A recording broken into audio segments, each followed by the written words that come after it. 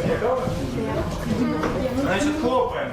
Раз, два, правый, левый. И дальше смотрите, там идет ну, такая...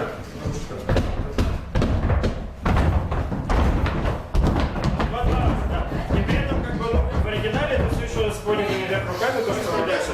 Правую руку все нашли, правую, да? У всех одна правая рука. Да? Ее наискосок по диагонали протянули и увидели, что вам кто-то вот должен вот ее вот прямо здесь рядышком. Да.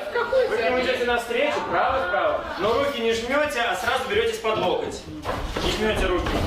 И крутитесь, крутитесь долго, потому что там вот целая большая часть на вращения. И все сначала.